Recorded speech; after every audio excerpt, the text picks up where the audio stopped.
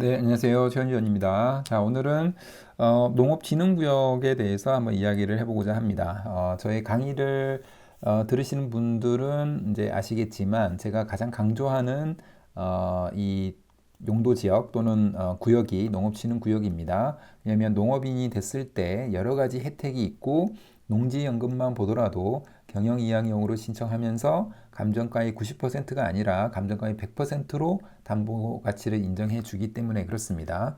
그런데 그 관점 이외에도 여러 가지 장점이 있는데 오늘은 그 이야기를 잠깐 해보고자 합니다. 자, 농지연금이 이미 증명되고 있습니다. 지금 21년도 연금 종류별 수급 현황의 자료를 보게 되면은 각 연금 종류별로 얼마만큼의 사람들이 수급받고 있는지, 수급 금액은 얼마인지를 나타내는 통계 자료입니다. 국민연금 같은 경우에는 약 한 400만 명 정도에 되는 사람들이 받고 있고, 고작 그래도 한 30만 원 정도밖에 받지 않습니다. 그런데 농지연금이 이미 100만 원 또는 이 평균 액수로 보면 126만 원 정도를 받고 있기 때문에 지금 11,000명밖에 받고 있지는 않지만 21년도 기준으로 굉장히 큰 금액의 연금을 이미 받고 있다 이렇게 보시면 될 것 같습니다. 주택연금이 지금 7만 명 정도가 받고 있는데 평균적인 수급 금액이 110만 원 정도입니다. 그래서 주택연금보다도 더 많은 연금을 받고 있는 게 이미 농지연금입니다. 그 정도로 연금 수령 액수가 굉장히 크다는 걸 알 수가 있고요. 이 연금액의 구성비를 보게 되면은 200만 원 이상 받는 사람들이 22.7%, 그러니까 5명 중에서 1명 이상이 200만 원 이상을 받고 있다는 겁니다. 그럼 우리가 한번 생각해 보면 200만 원 이상을 평생 동안 죽기 전까지 받을 수 있다면 노후 준비는 많이 됐다라고 거의 됐다라고 볼 수가 있겠죠. 특히나 이제 부부끼리 잘 준비를 해가지고 월 200만 원 이상을 받는다, 월 300만 원을 받는다, 그러면 사실은 노후 준비는 끝났다고 볼 수도 있을 것 같습니다. 그 정도로 농지연금은 이미 증명되고 있다라는 말씀을 드리고 싶고요. 농지연금의 장점 10가지가 있는데, 오늘 10번, 국토는 지속적으로 발전하고 개발 호재 가능성이 있다. 이 말씀을 드리고자 합니다. 자, 국토는 지속적으로 우리가 경제 성장을 2%에서 4% 정도 또는 그 이상으로 계속해서 경제 성장을 이뤄 가야 되고, 국가에서는 국토 종합 개발 계획이라든가 뭐 교통망, 철도망 구축 계획 이런 경제 개발 계획을 수립을 합니다. 그래서 국토를 조금 더 경제적으로 지속적으로 발전시키기 위한 계획들을 세우기 때문에 그 시작은 바로 이 농지에서부터 출발을 합니다.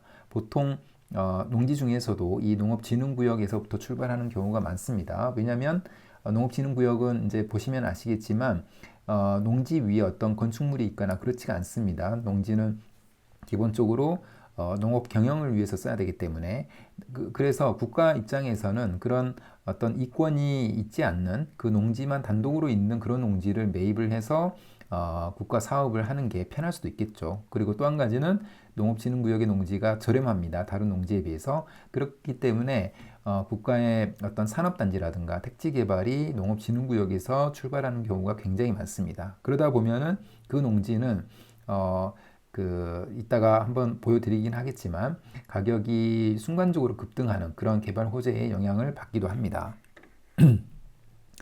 자, 농업진흥구역의 장점은 제가 이제 몇 가지 요약을 해보면 첫 번째는 농지연금의 담보가치를 10%포인트 정도 더 쳐줍니다.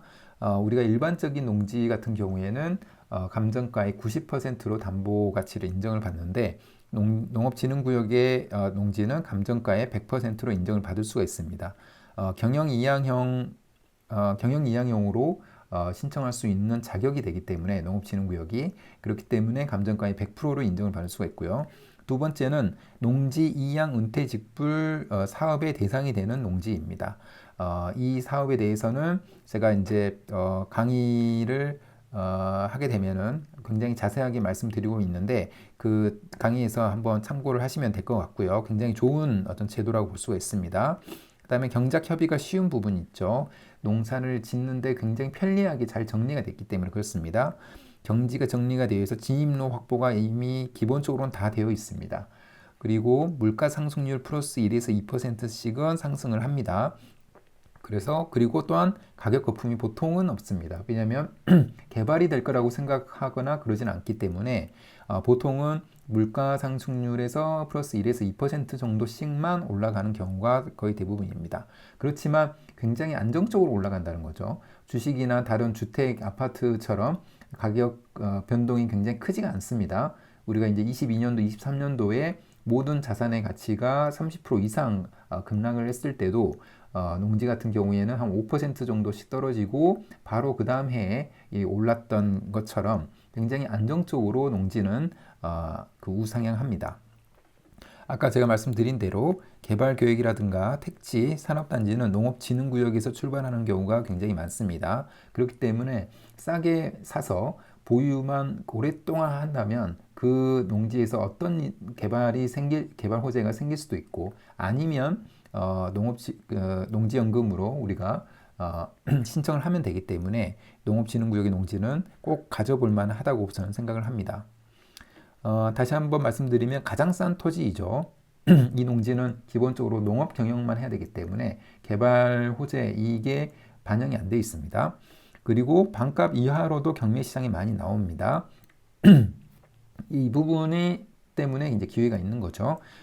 일반적인 시세대로 산다면 이 농지 투자에 있어서도 그렇게 좋지 않다고 볼 수가 있는데 우리가 토지 경매를 이용하게 되면은 아무 문제가 없는 농업진흥구역의 농지라도 반값 이하로 나오는 경우도 있습니다. 그다음에 택지 개발, 역세권 개발은 절대 농지에서 시작한다고 말씀드렸고 만약에 안 팔리면은 농지연금에 신청하면 된다. 이 말씀을 다시 한번 드렸습니다.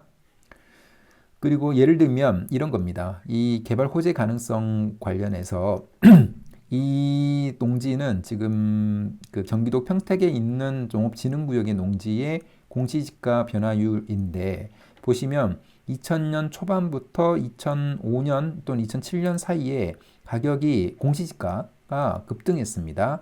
지금 거의 10,000원 정도에서 70,000원 정도까지 쭉 올랐죠. 시세도 그만큼 올라간다고 봐야 되겠죠. 시세는 더 올라간다고 봐야 됩니다.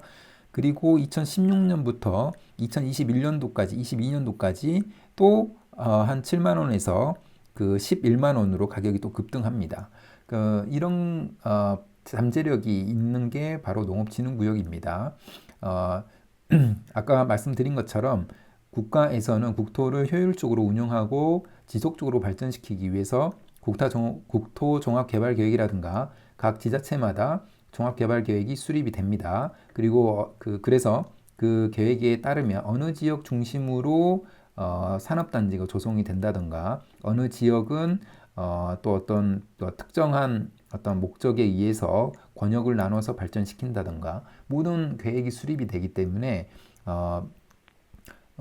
이 농업진흥구역의 농지를 가지고 있으면 그 계획에 해당이 된다면 이 농지처럼 가격 급등이 올 수가 있는 겁니다. 그래서 이 농지를 가지고만 있으면 언젠가는 도움이 될 수 있다. 만약에 그게 안 된다 하더라도 농지연금에 우리가 경영이양용으로 신청하게 되면 감정가의 100%로 인정을 받을 수 있기 때문에 그것 또한 좋다고 볼 수가 있습니다.